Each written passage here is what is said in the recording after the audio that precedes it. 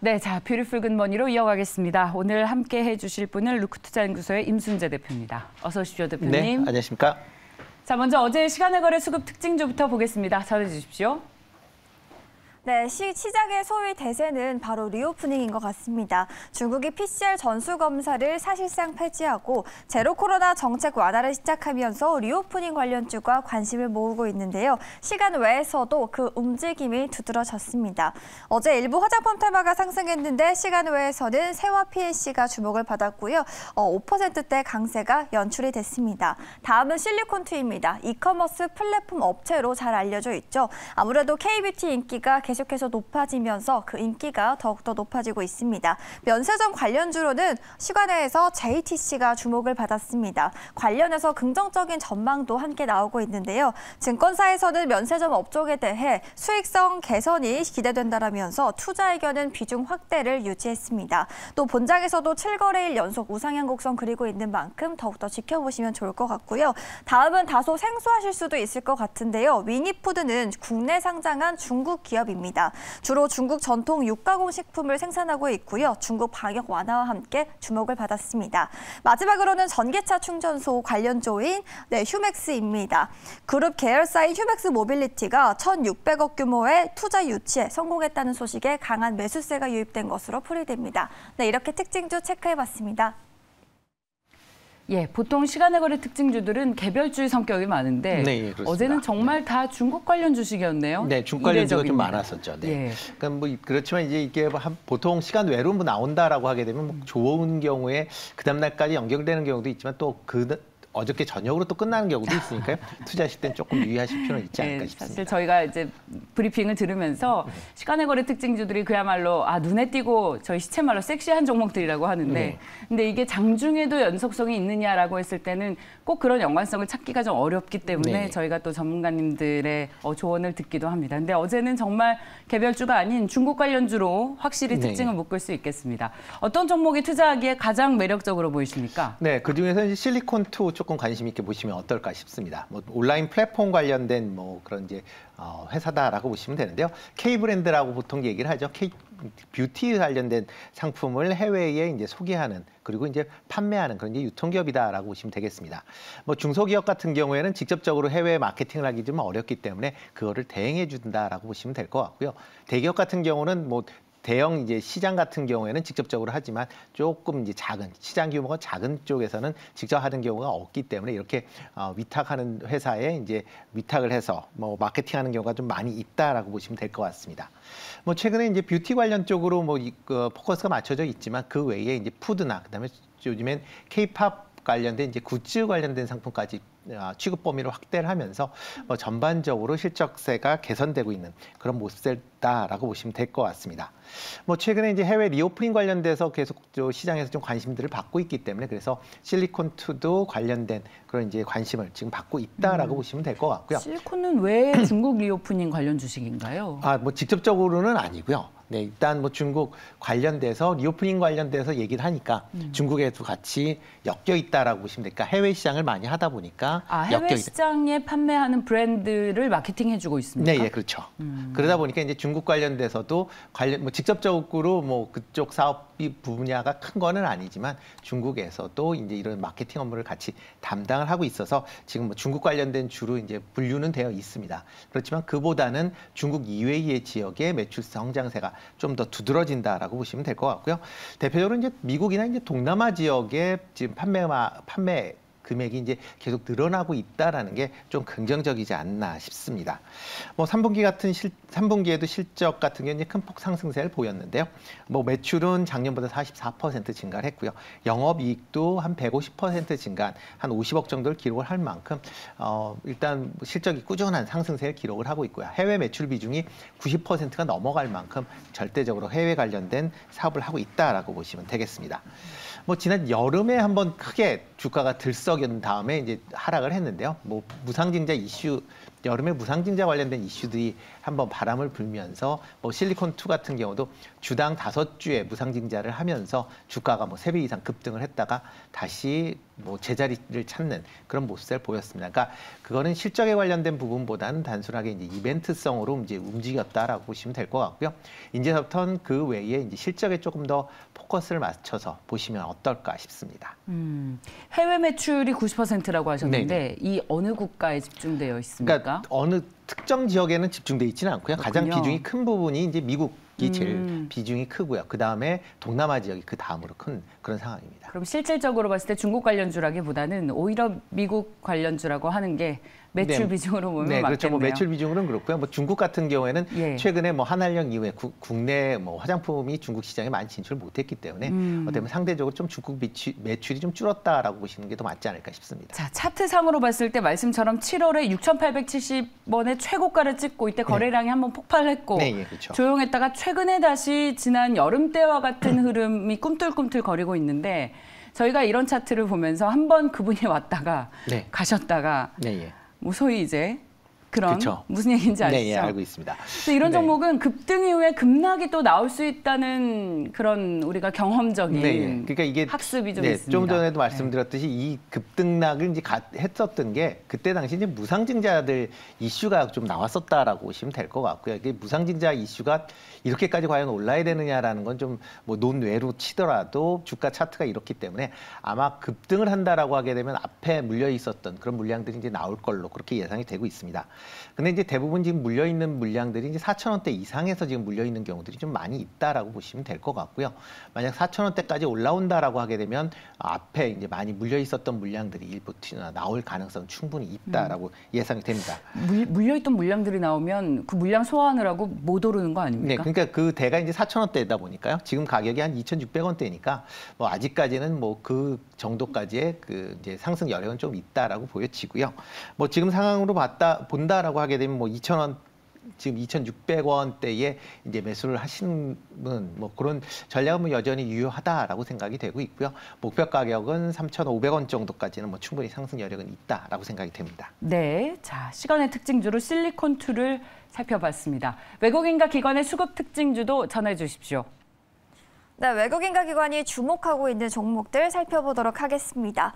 먼저 식품 관련주로는 현대그린푸드를 12거래일 연속 사들이고 있는 외국인입니다. 의류 관련해서는 F&F가 6일 연속 집중 매수에 받고 있고요. 리오프닝 관련해서 호텔신라는 이날도 주목을 받았습니다. 증권가에서 최근 호텔신라의 목표 주가를 잇따라 상향 조정하고 있는데요. 중국 정부가 방역 정책을 완화함을 시사함에 따라 리오프닝 기대감이 커진 까닭으로 풀이가 됩니다. 특히나 하나증권에서는 호텔신라에 대해 투자 의견 매수를 유지하고 목표가는 11만 원으로 상향 조정했습니다.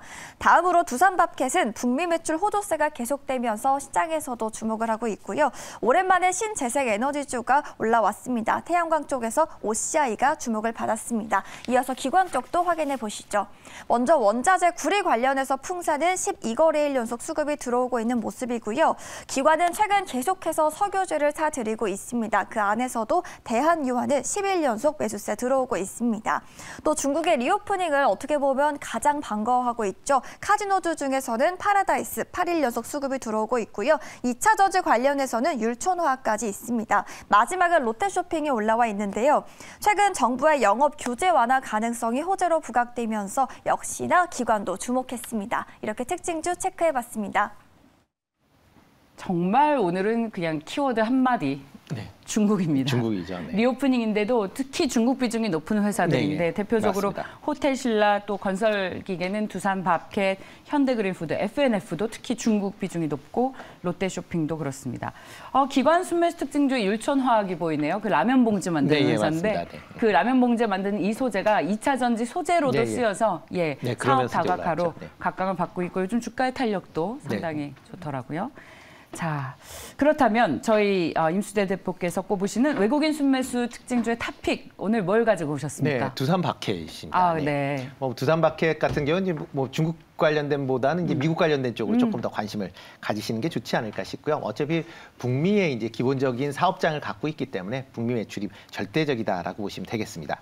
뭐 대표적으로 뭐 소형 건설 기계를 만드는 이제 그런 회사다 보니까 뭐 대형 이제 프로젝트 관련된 뭐 수주보다는 자잘하게 이제 뭐 꾸준하게 매출이 이제 이어지고 있다라고 보시면 되지 않을까 싶습니다. 뭐 북미 관련된 매출이 3분기에 뭐 어닝 서프라이즈를 기록할 만큼 크게 이제 증가를 했다라고 보시면 되는데요. 매출 같은 경우는 54% 증가한 2조 4천억, 그다음에 영업이익도 뭐 150% 증가한 3,100억 정도를 유지를 하고 있을 만큼 일단 북미 시장이 상당히 좋은 그런 모습을 보이고 있습니다. 특히 이제 북미 관련돼서는 지금 북미의 판매 가격이 계속 지금 올라가고 있습니다. 계속 이렇게 이제 소형 그 건설 관련된 그 이제 기계다 보니까 뭐 단순하게 건설뿐만 아니라 조경이나 또 농업 관련된 분야도 같이 사용을 하고 있거든요. 그렇기 때문에 관련된 매출이 크게 오르는 데다가 또 환율 효과까지 같이 보면서 뭐 일단 영업이익률이 13%대를 다시 회복을 할 만큼 실적이 상당히 좋아졌다라고 보시면 되겠습니다. 4분기에도 아마 실적 호조세는 아마 이어질 걸로 그렇게 예상이 되고 있는데요. 대표적으로 이제 북미의 소형 건설 장비의 매출 호조세는 계속 좀 더 이어질 가능성은 충분히 있다라고 보여집니다.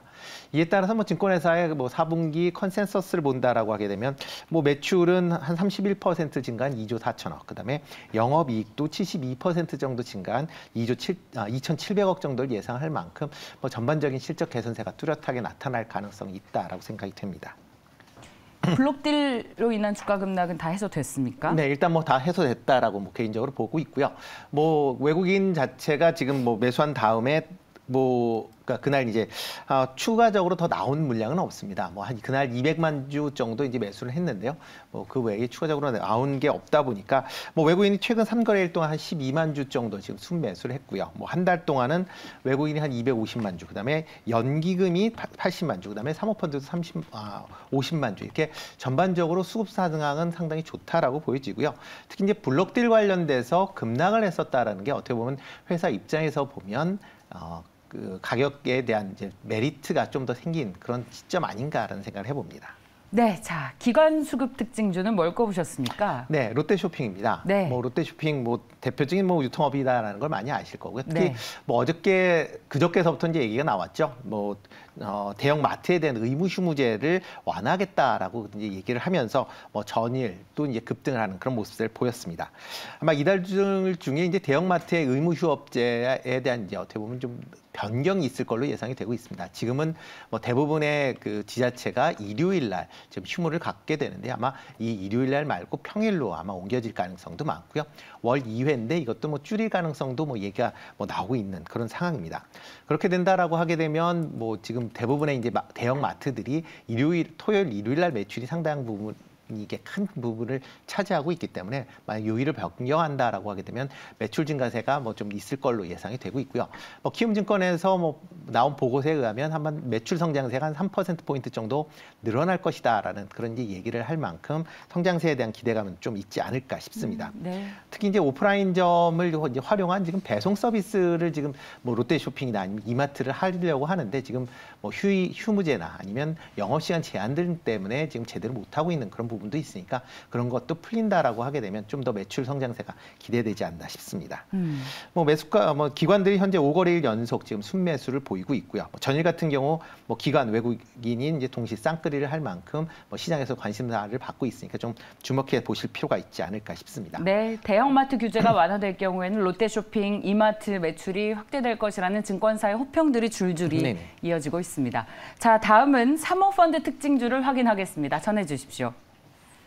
네, 사모펀드 특징주 체크해 보도록 하겠습니다. 먼저 방산주가 눈길을 끌었습니다. 가장 먼저 현대로템은 타이베이 메트로와 함께 대만 타이베이의 전동차 공급 사업 계약을 체결했다고 공시했습니다. 이 소식에 사모펀드도 함께 주목한 모습이고요. 그 밖에 또 다른 방산 기업으로는 한화 에어로스페이스까지 주목을 받았습니다. 또 중국이 코로나 방역을 완화하는 새로운 규정을 발표하면서 재개방에 한 걸음 다가섰습니다. 어제장 항공주들이 뛰어올랐는데요. 사모펀드는 대한항공에 주목을 했고 어제장 3%대 강세가 나타났습니다. 다음은 아프리카TV입니다. 어제 대신증권에서는 콘텐츠 연계 마케팅에 따른 광고주 다변화를 긍정적으로 평가한다며 투자 의견, 매수 의견을 리포트를 냈습니다. 함께 체크해 보시면 좋을 것 같고요. 어제는 은행주들이 전반적으로 지지부진했었는데요. 그 중에서도 가장 크게 상승률을 보인 종목은 제주은행이었습니다. 네, 이렇게 사모펀드 특징주 확인해봤습니다. 그렇습니다. 제주은행은 은행주라기보다는 좀 개별주의 성격으로 그렇죠. 움직이고 있고 M&A 이슈들이 M&A 계속 나오는 것 같아요. 계속 뭐 가능성에 대한 얘기가 나온다라고 보시는데 아직 예. 뭐 어떻게 될지는 더 봐야 될 것 같습니다. 예, 그리고 사모펀드 특징주들의 컬러는 조금 달랐네요. 방산주들에 집중을 하는 모습입니다. 그렇습니다. 탑픽 어떤 걸 꼽으셨습니까? 오늘 원래 이제 제가 그 얘기한 거는 오늘 빠졌네요, 지금. 아, 그렇습니까? 오늘 이제 제가 갖고 나온 건 이제 대한광통신이라는 회사입니다. 그러니까 광섬이 이제 케이블 관련된 그런 회사다라고 보시면 될 것 같고요. 일단 그 지난 11월 29일 날 정부에서 신축 건물 내에 이제 광 케이블을 전부 다 의무적으로 설치를 해야 된다라는 그런 이제 내용이 발표가 되면서 뭐 전반적으로 좀 최근에 조금 주가가 강한 그런 흐름세를 보이고 있다라고 보시면 되겠습니다.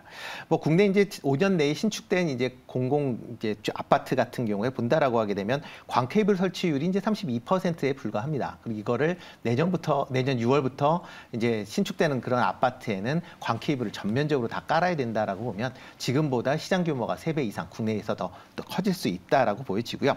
특히 최근 들어 이제 그러니까 광통신에 대한 그런 이제 얘기들이 많이 나오고 있습니다. 그래서 국내뿐만 아니라 뭐 유럽이나 미국 같은 경우도 광통신을 많이 깔게 되는데요. 그러다 보니까 이런 광통신이 깔릴수록 국내 그런 이제 광 케이블에 대한 업체들의 수출도 같이 증가할 수 있다라는 것도 좀 관심 있게 좀 보시면 어떨까 싶습니다. 뭐 이에 따라서 뭐 3분기 실적도 상당히 좋게 나왔습니다. 뭐 매출이 36%, 그다음에 영업이익도 18억으로 흑자 전환을 했습니다. 그러니까 대한광통신 같은 경우는 그 코로나 이전에 한 600억 정도의 대규모 설비 투자를 진행을 했었는데요. 코로나가 진행이 되면서 관련된 이게 매출이 이제 안 나오면서 영업 적자가 크게 좀 발생을 했었습니다. 그렇지만 올해부터 광통신 케이블이 이제 판매가 뭐 원활히 이루어지면서 관련된 매출이 증가를 하면서 영업이익이 흑자로 전환됐다라고 보시면 될 것 같고요. 아마 이런 현상은 아마 내년 이후서부터 아마 이런 그 설비 투자에 대한 그런 이제 효과가 뭐 본격화되지 않을까. 그렇기 때문에 한번 관심 있게 좀 보시면 어떨까 싶고요. 최근 이제 기관들 사모펀드가 14일 연속 지금 한 143만 주 정도 지금 순매수를 했습니다. 네. 기관 같은 경우도 뭐 9일 연속 지금 110만 주 정도 매수를 할 만큼 일단 기관 쪽에서 상당히 좀 관심을 갖고 있다라고 보시면 될 것 같습니다.